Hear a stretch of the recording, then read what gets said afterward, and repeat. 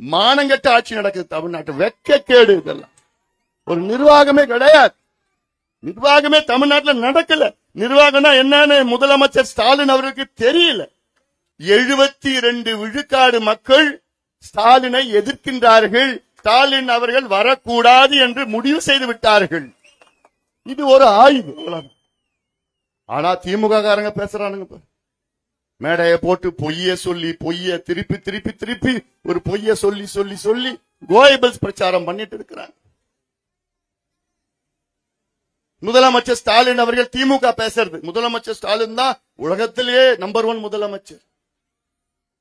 முதலமைச்சர் ஸ்டாலின் கிட்ட போய் கேட்டா தமிழ்நாட்டில் ஊழல் நடக்குதாமே, அப்படியா? தமிழ்நாட்டில் காவிரி ஆத்துல கழிவு நீர் அதிகமா கலக்கிறாங்களாமே, அப்படியா? தமிழ்நாட்டில் மணல் கொள்ளை அடிக்கிறாங்களாமே, அப்படியா? தமிழ்நாட்டில் மலைய உடைச்சு கேரளாவுக்கு விற்கிறாங்களாமே அந்த மலைய, அப்படியா? தமிழ்நாட்டில் கிட்னி திருடுறாங்களாமே, அப்படியா? தமிழ்நாட்டில் நாங்க ஆட்சிக்கு வந்தா 100 நாள் வேலை வாய்ப்பு திட்டத்தை 150 நாளா உயர்த்துவோம் சொல்லி இன்னைக்கு 10 நாள் தான் வேலை கிடைக்குதாமே, அப்படியா? தமிழ்நாட்டில் நாங்க ஆட்சிக்கு வந்தா மாசம் மாசம் மின் கணக்கெடுப்பு எடுப்போம்னு சொன்னாங்களாமே, இன்னைக்கு எடுக்கலையாமே, அப்படியா? தமிழ்நாட்டில் இட்லி கடை படம் நல்லா ஓடுதாமே, ஆஹா அது சூப்பர்ப்பா, அது சூப்பர். ஏன்னா என் பேரன் எடுத்தது, அவர் பேரன் எடுத்தார். இத மட்டும்தான் தெரியும் ஸ்டாலின் அவர்களுக்கு. வேற என்ன நடக்குது, எப்படி நடக்குது, எங்க சாராயம் விற்கிறாங்க, எங்க கஞ்சா விற்கிறாங்க, எதுவும் தெரியும். இவர்கிட்ட தான் போலீஸ் கிட்ட இருக்கு. இன்னைக்கு காலையில ஒரு அறிக்கை வர்றானுங்க தமிழ்நாட்டார். என்னன்னு, நாங்க இன்னும் தமிழ்நாட்டில் 30 மணல் குவாரியை நாங்க திறக்க போறோம். எவ்வளவு கேடுகிட்ட ஆட்சியா இருக்கும். ஆத்துல மணல கொள்ளடிக்கின்ற ஒரு செயல் படுபாவம். அது படுபாவம். நம்முடைய ஆறுகள் நம்முடைய தாய்க்கு நிகரானது. அப்படிப்பட்ட ஆறுகள்ல கொள்ளடிச்சு அதுல பணம் பார்க்கிறவன் என்ன சொல்லலாம், வாயில வரல. இதற்கு 30 குவாரிகளை தொடங்க போறாங்களா. இன்னும் இருக்கிறதே 4 மாசம் தான். ஏற்கனவே நம்முடைய மலைகளை உடைச்சி, நான் சமீபத்தில் தென் மாவட்டத்துக்கு நான் போயிட்டு வந்தேன். தூத்துக்குடி, திருநெல்வேலி, நாகர்கோவில், மதுரை பகுதியில், தென்காசி பகுதியில எல்லாம் போயிட்டு வந்தேன். அங்க போனா அங்க இருக்கின்ற மேற்கு தொடர்ச்சி மலையை உடைச்சி நாசப்படுத்தி அங்க இருக்கின்ற மலைகள் எல்லாம் இயற்கை வளங்களை, கனிம வளங்கள் எல்லாம் கேரளாவுக்கு வித்துட்டு இருக்காங்க. கேரளாவுக்கு எடுத்துட்டு போயிட்டு இருக்கிறாங்க. கேரளாக்காரன் புத்திசாலி. எப்படி தெரியுமாமா? கேரளாவில் சட்டம் இருக்கு. என்ன சட்டம் இருக்கு? கேரளாவில் எந்த ஆத்துலயும் மணல் எடுக்க கூடாது அப்படின்னு சட்டம் இருக்கு. கேரளாவில் எந்த மலையும் உடைக்க கூடாது, அங்க கல் எடுக்க கூடாது, அங்க குவாரியை அமைக்க கூடாது, அங்க கிரானைட் எடுக்க கூடாது. கேரளாவில் சட்டம் இருக்கு. கேரளாவில் அந்த ஆத்த மாசுபடுத்த கூடாதுன்னு சட்டம் இருக்கு. கேரளாவில் அந்த காட்டை அழிக்க கூடாதுன்னு சட்டம் இருக்கு. கேரளாக்காரன் புத்திசாலி, நம்பாளுங்க இழிச்சவாய். யார் அப்படியா?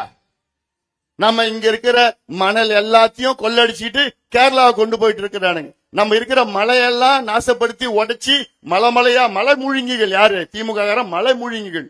மலையே முழுங்குற அளவுக்கு இருக்கிறான். அந்த மலையை எடுத்து கேரளாவுக்கு எடுத்துட்டு போறான், மணல் எடுத்துட்டு போறான், கிராவல் எடுத்துட்டு போறான், எல்லாமே கேரளாவுக்கு எடுத்துட்டு போறான். அங்க இருக்கிறவங்க அப்படியே சுற்றுச்சூழல் வனப்பகுதியை அப்படியே அவ்வளவு அழகா இருக்கு, பாதுகாப்பு வச்சிருக்கான். அதான் நான் கேட்கிறேம்மா, போதும்மா, இவங்க ஆண்டதெல்லாம் போதும், கொள்ளடிச்சது போதும். எங்க கிட்ட ஒரு வாய்ப்பு கொடுங்க, எங்கிட்ட ஒரு வாய்ப்பு கொடுத்து பாருங்க. ஒரு வாய்ப்பு தான் நான் கேட்கிறேன், அதுக்கு மேல நான் கேட்க மாட்டேன். தொகுதியில தொழிற்சாலைகள் இருக்கு. என் தம்பிங்க எத்தனை பேர், என் தம்பிகள் தங்கைகளும் படிச்சுட்டு இருக்கிறாங்க, ஆனா வேலை இல்லை. திமுக ஆட்சி வருவதற்கு முன்பு என்ன சொன்னாங்க? நாங்கள் ஆட்சிக்கு வந்தால் தமிழ்நாட்டில் உள்ள தொழிற்சாலைகளில், தனியார் தொழிற்சாலைகளில் 75 விழுக்காடு வேலை வாய்ப்பை அங்கே உள்ளூர் இளைஞர்களுக்கு கொடுக்கின்ற சட்டத்தை கொண்டு வருவோம் என்று பொய் சொன்ன திமுக. கொண்டு வந்தாங்களா? அப்படி கொண்டு வந்தா இங்க இருக்கிற பிள்ளைங்க எல்லாம் இங்க JSW, கெம்ப்ளாஸ் எல்லா தொழிற்சாலைகளையும் இங்க இருக்கிற பிள்ளைகளுக்கு தான் வேலை கிடைச்சிருக்கும். ஆனா இப்ப எங்கெங்கயோ எடுத்துட்டு வராங்க வேலைக்கு, இங்க இருக்கிற படிச்ச பிள்ளைங்களுக்கு கிடைக்கல. சட்டத்தை நிச்சயமா இன்னொரு 4 மாசத்துல எப்படி கொண்டு வர போறாங்க? உறுதியா கொண்டு வர போறது கிடையாது. அதனாலதான் நான் சொல்லிட்டு இருக்கிறேன், நான் போதும், இந்த ஆட்சி செய்தது போதும். நான் காலையில மேட்டூர் அணைக்கு போய் பார்த்தா பச்சை கலர்ல தண்ணி இருக்கு, நாத்தடிக்குதாங்க. கோட்டையூர் பகுதியில் போனேன், பச்சை கலர் அப்படியே அந்த சாயம் பிடிச்ச மாதிரி இருக்கு தண்ணி. என்ன தண்ணின்னு கேட்டா பெங்களூர்ல இருக்கிற கழிவுலாம் இங்க கொண்டு வந்துட்டு இருக்கிறாங்க. இந்த தண்ணி தான் நம்ம குடிக்கிறோம். நீங்க மட்டும் இல்ல, நான் சென்னையில இருக்கிற நானும் இந்த தண்ணி தான் குடிக்கிறேன். வீராண ஏரி மூலமா வருது, வீராண ஏரியிலிருந்து சென்னைக்கு தண்ணி வருது, இது நானும் தான் குடிக்கிறேன். இப்படி தண்ணி ஆனா அவ்வளவு மோசமான தண்ணி, இதற்கு எந்த நடவடிக்கை எடுக்கிறான் ஸ்டாலின் கேட்டா எனக்கு தெரியாதுப்பா. அப்படியா? அப்படியா? அவர் பேர் அப்படியா? ஏன்னா எதுவும் தெரியாம ஒரு முதலமைச்சர் காலையில வருவாரு, 2 மணி நேரம் கால் ஷீட் நடக்கும், நம்ம மீடியா நண்பர்கள் நிற்பாங்க, அவர் போட்டோ கொடுப்பாங்க, படிச்சுட்டு 2 மணி நேரம் தான் வீட்டுக்கு போயிடுவாரு. அதனால என்ன நடக்குது, எப்படி செய்யணும், எல்லாத்துக்கும் மேல எனக்கு எவ்வளவு எதனால தெரியுமா எவ்வளவு ஆத்திரம் எனக்கு? சமூக நீதி. சமூக நீதினா உங்களுக்கு தெரியும், சமூக நீதியின் பிறப்பிடம் தமிழ்நாடு. இந்த காலத்தில் நம்முடைய தந்தை பெரியார் அவர்கள் சமூக நீதிக்காக எத்தனையோ போராட்டம் நடத்தினார்கள். தந்தை பெரியார் அவர்கள் ஏமா உங்களுக்காக மது ஒழிப்பு போராட்டம் நடத்தினாரு, உங்கள் பிள்ளைகள் படிக்கணும், படிச்ச பிள்ளைகள் வேலை கிடைக்கணும்னு சமூக நீதி போராட்டம் நடத்தினார் பெரியார் அவர்கள். அப்படி பெரியார் வாழ்ந்த மண்ணில நான் தந்தை பெரியாருடைய கொள்ளு பேரன், அண்ணாவுடைய பேரன், கலைஞருடைய புள்ள அப்படின்னு சொல்ற ஸ்டாலின் அவர்கள் இன்னைக்கு சமூக நீதிக்கும் ஸ்டாலின் அவர்களுக்கும் எள்ளளவும் சம்பந்தமே கிடையாது, எந்த சம்பந்தம் கிடையாது. ஏன்னா இன்னைக்கு தமிழ்நாட்டிலே சாதிவாரி கணக்கெடுப்பு நடத்துங்கள் என்று எவ்வளவு காலமா நம்முடைய கோரிக்கை. இது நான் தொடர்ந்து வலியுறுத்திட்டு சொல்லிட்டு போராட்டம் கருத்தரங்க எவ்வளவு சொல்லிட்டு வரேன். நான் எதுக்கு நடத்தணும் சாதிவாரி கணக்கெடுப்பு? ஏன்னா தமிழ்நாடு வேகமாக முன்னேற வேண்டும் என்றால், ஒரு பொதுவா தமிழ்நாடு அடுத்த 50 ஆண்டுகளில் முன்னேறணும்னா சாதிவாரி கணக்கெடுப்பு நடத்தினீங்கன்னா அடுத்த 20 ஆண்டுகளில் தமிழ்நாடு முன்னேறிடும். சாதிவாரி கணக்கெடுப்புனா ஏதோ ஒரு ஜாதிக்கோ, இது வன்னியர் சாதிக்கோ வேற கவுண்டர் சாதிக்கோ அது உடந்தது கிடையாது. எல்லா ஜாதிக்கும் தேவையானது தமிழ்நாட்டில் உள்ள சாதிவாரி கணக்கெடுப்பு. தமிழ்நாட்டில் 2 கோடி குடும்பம் இருக்கு.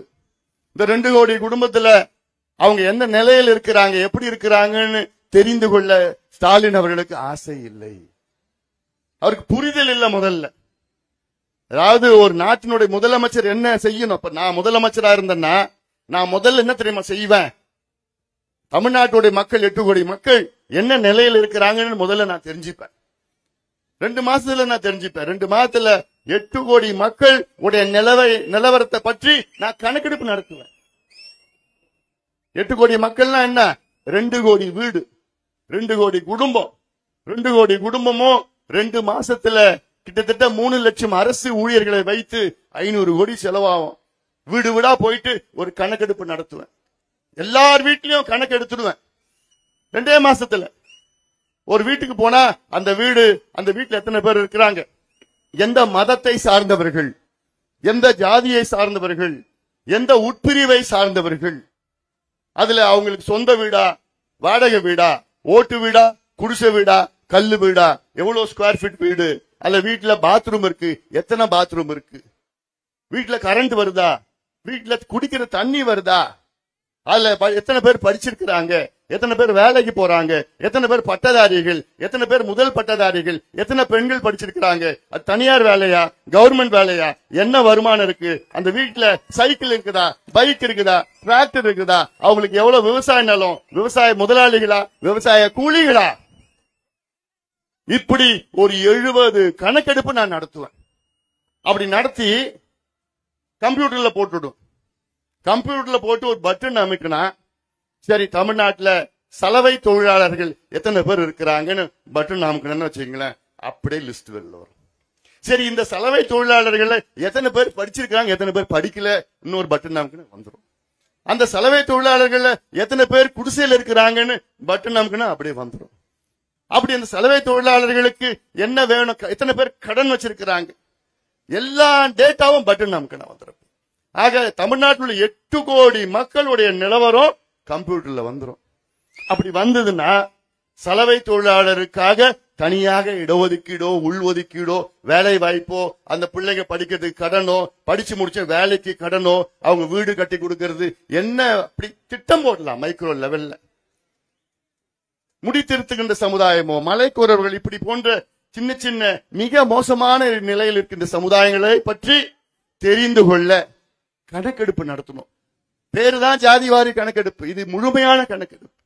சரி, உங்களுக்கு இந்த ஜாதி பேரை பிடிக்கலன்னா நீங்க சமூக நீதி கணக்கெடுப்பு எடுத்துங்க, வச்சுக்கங்க. இல்ல அதுவும் பிடிக்கலன்னா உங்க அப்பா பேரோட வச்சுட்டு போங்க, கலைஞர் கணக்கெடுப்புன்னு வச்சுட்டு போங்க. யாரும் ஒன்னும் சொல்ல போறது இல்லை, எல்லாத்துக்கும் உங்க அப்பா பேர் தான் வைக்கிறீங்க, வச்சுட்டு போங்க. எங்களுக்கு வேண்டியது இந்த கணக்கு. அந்த கணக்கு வந்ததுன்னா எல்லாமே தமிழ்நாட்டில் வேகமா முன்னேறும். நான் கேட்கிறேன், திமுக உள்ள கூட்டணி கட்சிகள் இருக்கு. அந்த கூட்டணி கட்சியில வைகோ, அண்ணன் வைகோ அவர்கள் சமூக நீதிக்காக தொடங்கப்பட்ட அவருடைய கட்சி அது. அப்படிப்பட்ட வைகோ அவர்கள் இன்னைக்கு வரைக்கும் முதலமைச்சர் ஸ்டாலின் அவர்களை ஏன் கணக்கெடுப்பு நடத்தல, ஏன் மறுக்கிறீங்க? ஏதாவது ஒரு கேள்வி வைகோ அவர்கள் கேட்டிருக்கிறாரா? ஏன் திருமாவளவன் அவர்கள் அவர் கூட்டணியில் தானே இருக்கிறார். இந்த கணக்கெடுப்பு நடத்தினா அதிகமா பயன்பெறுபவர்கள் யார் தெரியுமா? பட்டியலினத்தை சார்ந்தவர்கள், ஷெட்யூல் காஸ்ட், ஷெட்யூல் ட்ரைப் அதிகமா பயன்படுபவர்கள் இந்த கணக்கெடுப்பு நடத்தின. எப்படின்னா, பட்டியலினத்தை சார்ந்தவர்கள் 3 பெரிய பிரிவு இருக்கிறது. அருந்ததியர்கள், ஆதி திராவிடர்கள், தேவேந்திர குல வேளாளர்கள். அதுல உட்பிரிவுகள் 78 உட்பிரிவுகள் இருக்கிறது. 3 பெரிய பிரிவுல 78 உட்பிரிவுகள் இருக்கு. அது 78 உட்பிரிவுகள்ல 70 உட்பிரிவுகளுக்கு வேலை கிடைக்கல, படிப்பு கிடைக்கல. 8 பேருக்கு தான், 8 உட்பிரிவுகளுக்கு தான் வேலை கிடைக்குது. எல்லாத்தையும் அவங்க தான் எடுத்துட்டு போறாங்க. அப்படி நீ கணக்கெடுப்பு நடத்தி யாருக்கு கிடைக்கலையோ அவங்களுக்கு கிடைக்கிறதுக்கு ஏற்பாடு செய்யணும்னா கணக்கெடுப்பு நடத்தணும். இன்னைக்கு 18 விழுக்காடு பட்டியலின மக்களுக்கு இந்த கணக்கெடுப்பு நடத்தினா பட்டியலின மக்களுக்கு 22 விழுக்காடு இடஒதுக்கீடு உயரும். ஆனா இத பத்தி திருமாவளவன் அவர்களுக்கு கவலை இருக்கா? அவருக்கு கவலை இல்ல.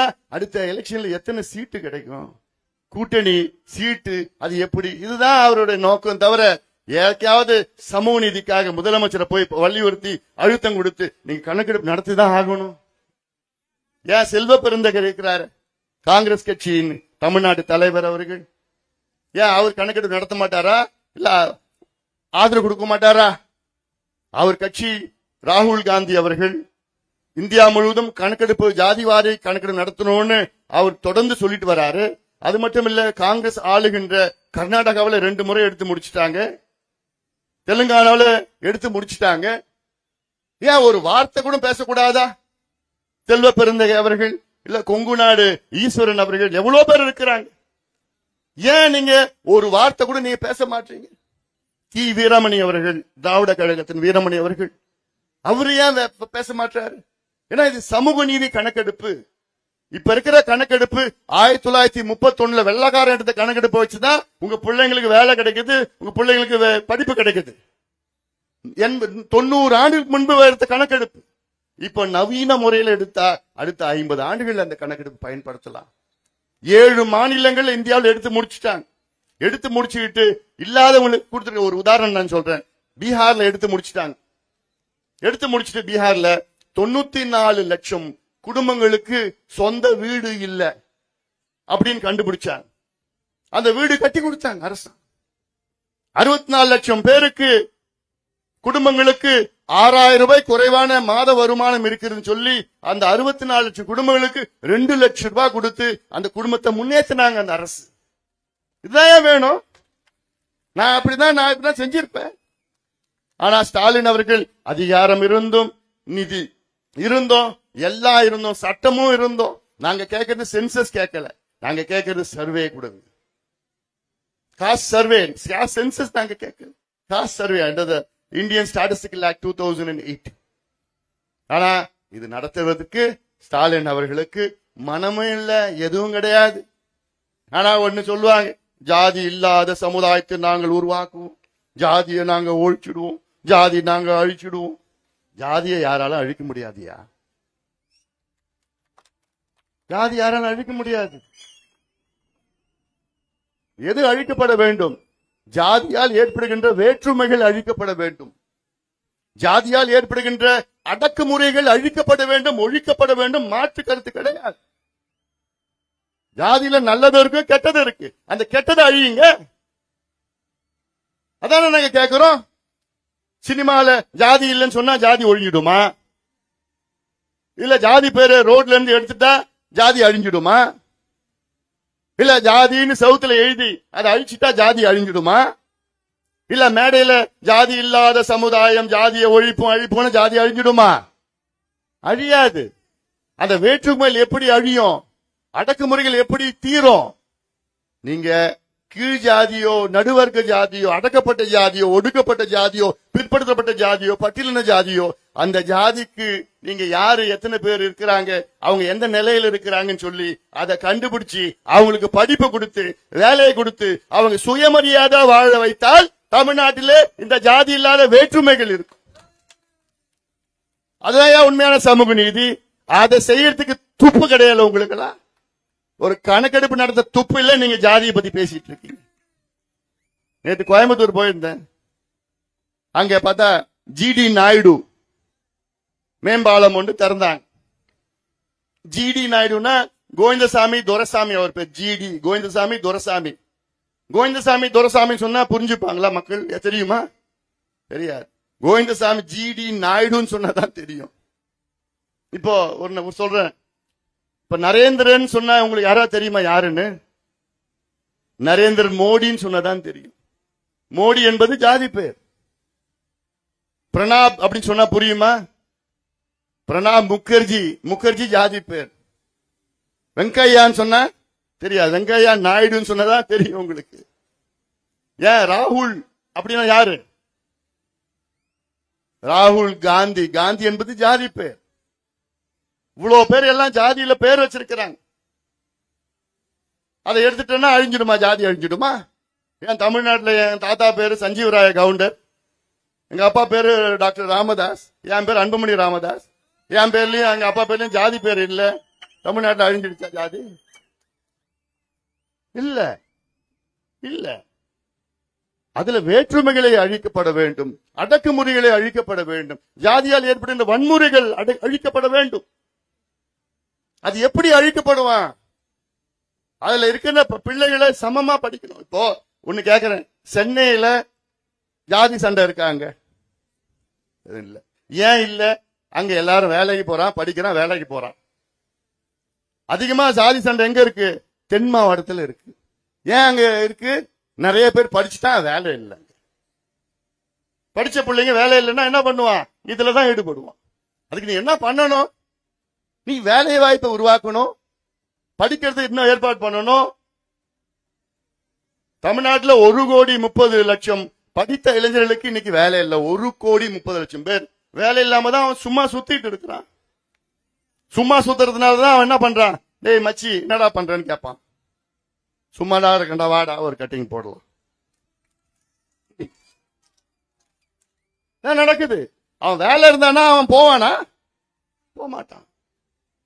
வேலைக்கு போயிட்டு நேரம் டயர்டா சாயங்காலம் வீட்டுக்கு போய் உட்காந்துட்டு இருக்க போறான். வேலை இல்லாதான் சுத்திட்டு இருக்கிறான். இப்ப அதை விட மோசம் என்ன? தெரு தெருவா கஞ்சா விற்கிறானுங்க.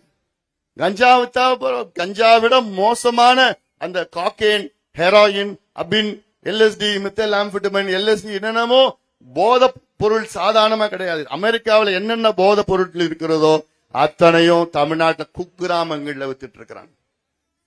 இது ஸ்டாலின் அவர்களுக்கும் தெரியும், காவல்துறைக்கும் தெரியும்.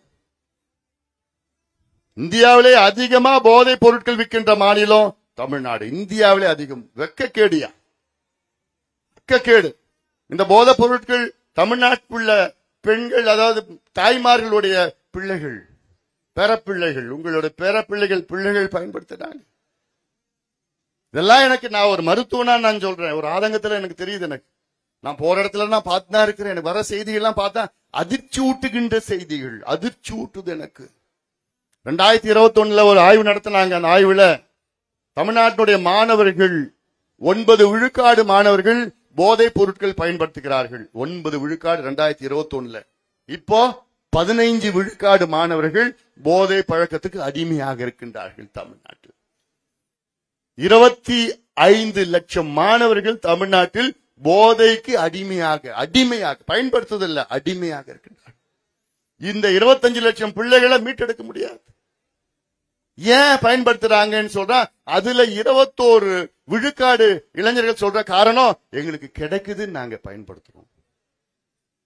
சாதாரணமா கிடைக்குது, காலேஜ் வாசல்ல விற்கிறாங்க, எங்க பார்த்தாலும் கிடைக்குது, நாங்க பயன்படுத்துறோம்னு இளைஞர்கள் சொல்றாங்க, மாணவர்கள் சொல்றாங்கன்னா, இது எப்பேற்பட்ட கேடுகட்ட ஆட்சி திமுக ஆட்சி முதலமைச்சர் ஸ்டாலின் அவர்கள் நடத்தி கொண்டிருக்கின்றார் என்று நீங்கள் தெரிந்து கொள்ளுங்கள்.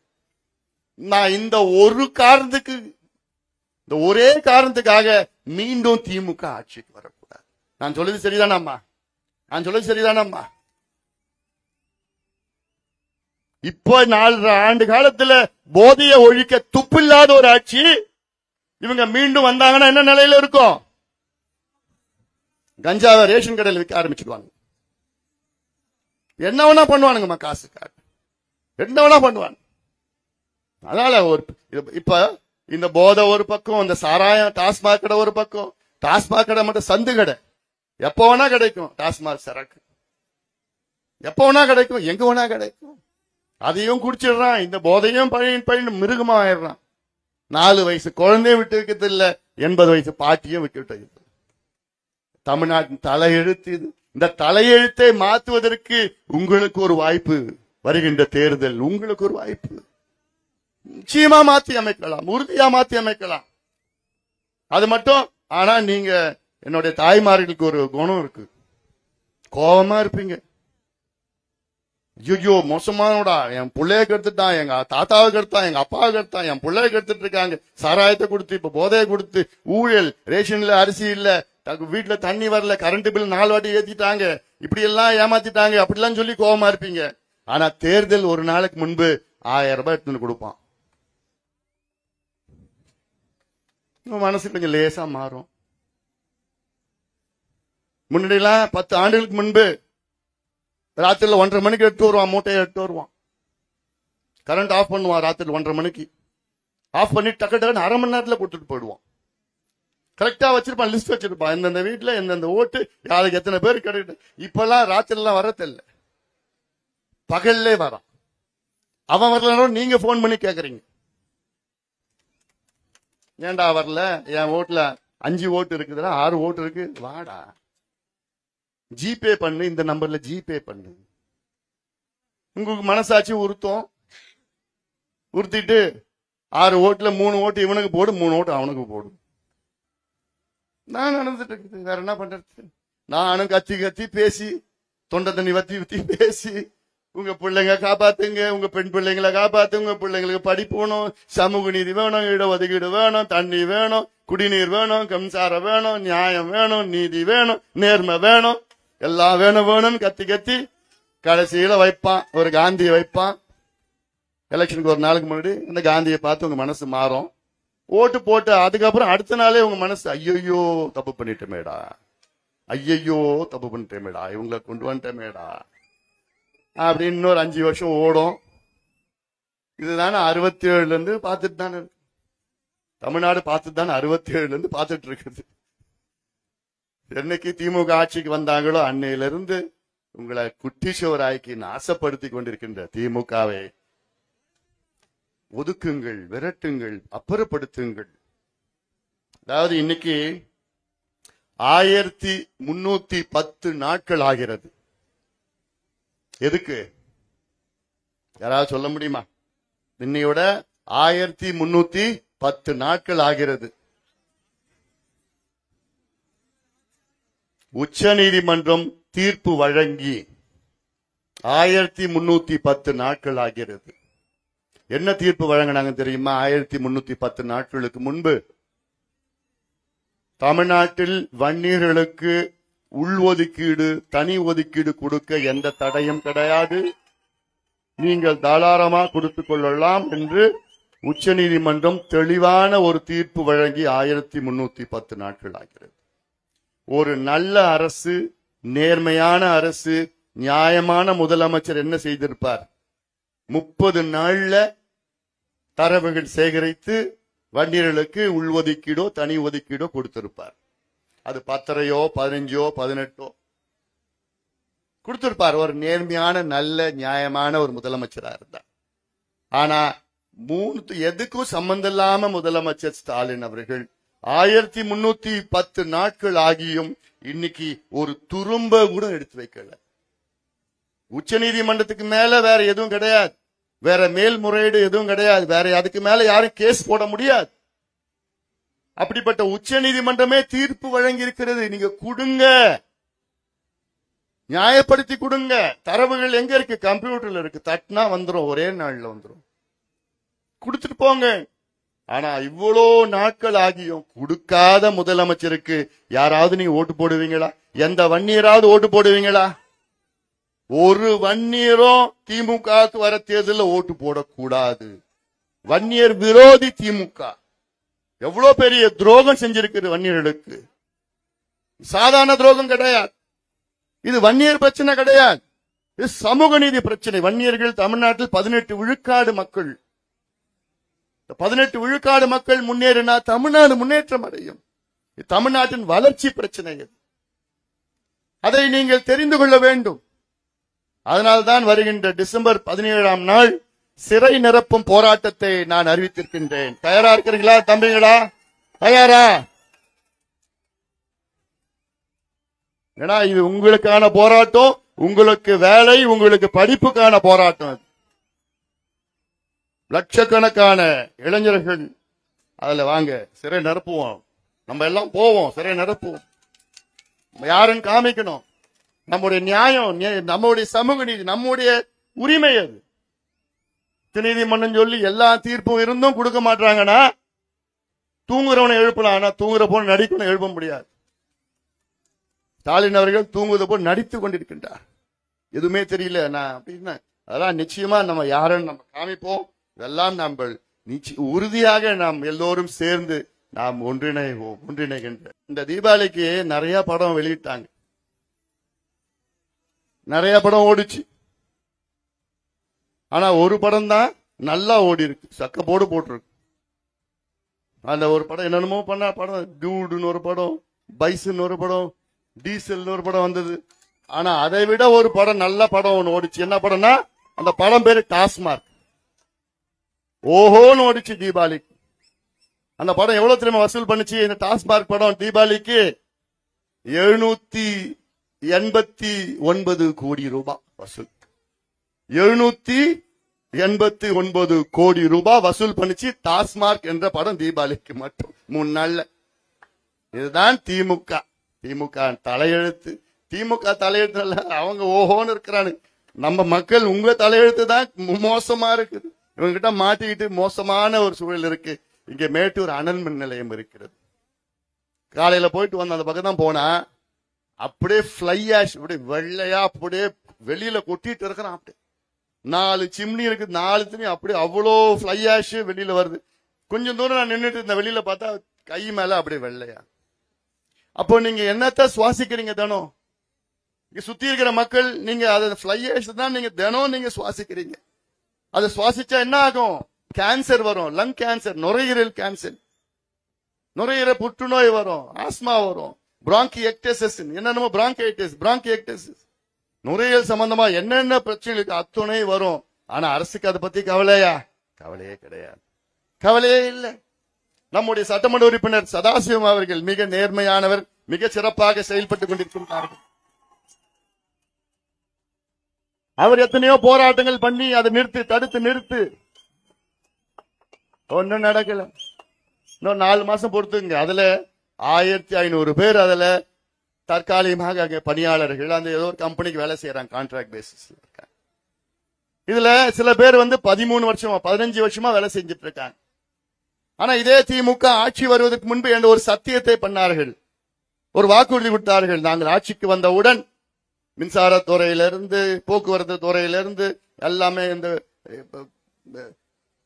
நீர்வளத்துறையிலிருந்து எல்லா துறையில இருக்கின்ற 10 ஆண்டுகளுக்கு மேல் பணியாற்றுகின்ற தற்காலிக ஊழியர்களை பணி நிரந்தரம் செய்வோம் என்று வாக்குறுதி கொடுத்தார்கள். ஆனா இத்தனை போராட்டங்கள் சமீபத்தில் உள்ளிருப்பு போராட்டம் பண்ணாங்க. 7 நாட்கள் உள்ளிருப்பு போராட்டம் எல்லாம் பண்ணாங்க. ஆனா என்ன நடந்தது? கைது செய்தார்கள். இதுதான் திமுக. திமுகவை அப்புறப்படுத்துங்கள், ஒதுக்குங்கள், விரட்டுங்கள். போதும், இவர்கள் ஆண்டது போதும், தமிழர்கள் மாண்டது போதும், நீங்கள் தமிழ்நாடு நாசம் ஆகினது போதும். தமிழ்நாடு பேரே இன்னைக்கு மாத்தி கஞ்சா நாடா மாத்திட்டாங்க. சாராய நாடா இருந்தது, இப்ப கஞ்சா நாடு. அதனால இதெல்லாம் நீங்கள் சிந்தித்து நீங்கள் எல்லோரும் சேர்ந்து இந்த திமுகவை வீட்டுக்கு அனுப்புங்கள். இன்னைக்கு நீங்க முடிவு செய்யறது ஒண்ணு மிக முக்கியமான முடிவு என்னன்னா, இந்த தேர்தலில் யார் வர வேண்டும் என்பதை விட யார் வரக்கூடாது என்ற முடிவை நீங்கள் செய்யுங்கள். யார் வர வேண்டும் என்பதை விட யார் வரக்கூடாது. யார் வரக்கூடாது? யார் வரக்கூடாது?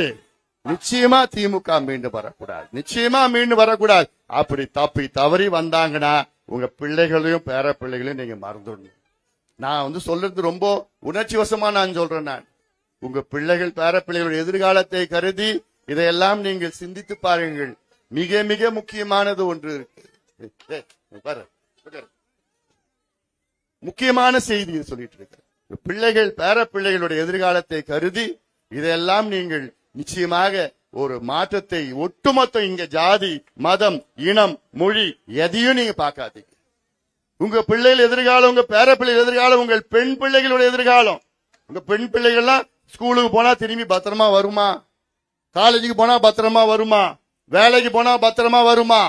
இல்ல, நிலை இல்லை. இன்னைக்கு சாராயத்தை குடிச்சு, கஞ்சா அடிச்சு, போதை ஊசி, போதை மாத்திரை, போதை பவுடர் போட்டுக்கிட்டு மனித மிருகங்கள் தெருவில் சுத்திட்டு இருக்கு. காரணம் யாரு? ஸ்டாலின், முதலமைச்சர் ஸ்டாலின் அவர்கள் தான் 100 விழுக்காடு காரணம்.